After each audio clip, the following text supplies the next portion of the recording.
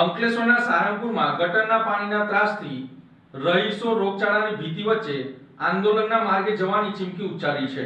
અંકલેશ્વરના સારંગપુર પંચાયત વિસ્તારમાં છેલ્લા 20 દિવસથી ગટરના પાણી જાહેર માર્ગો ઉપર ફરી વળતા સ્થાનિકોનું જીવન દુષ્કર બન્યું છે। વારંવાર રજૂઆતો છતાં તંત્ર ઘોર નિંદ્રામાં હોવાના આક્ષેપો રહીશો દ્વારા કરવામાં આવી રહ્યા છે। અંકલેશ્વરનું સારંગપુર હાલ ગંદકીના ભરડામાં છે। અહીંની લક્ષ્મણનગર, મારુતિધામ, સોનલ પાર્ક અને યોગેશ્વરનગર જેવી મુખ્ય સોસાયટીઓના માર્ગો ઉપર છેલ્લા 20 દિવસથી ગટરના પાણી વહી રહ્યા છે।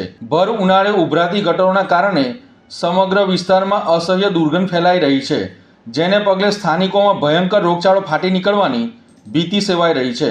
મુખ્ય માર્ગ ઉપર પાણી ભરાયેલા હોવાથી રાહદારીઓ અને વાહન ચાલકોને પસાર થવામાં પણ ભારે મુશ્કેલીનો સામનો કરવો પડી રહ્યો છે।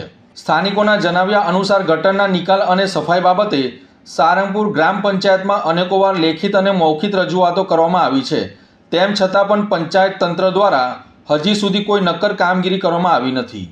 તંત્રની નિષ્ક્રિયતાથી કંટાળીને આખરે રહીશોએ મીડિયાનો સહારો લીધો હતો। જો આગામી દિવસોમાં આ ગંદા પાણીના નિકાલની યોગ્ય વ્યવસ્થા કરવામાં નહીં આવે તો સ્થાનિકોએ ઉગ્ર આંદોલન કરવાની ચીમકી ઉચ્ચારી છે।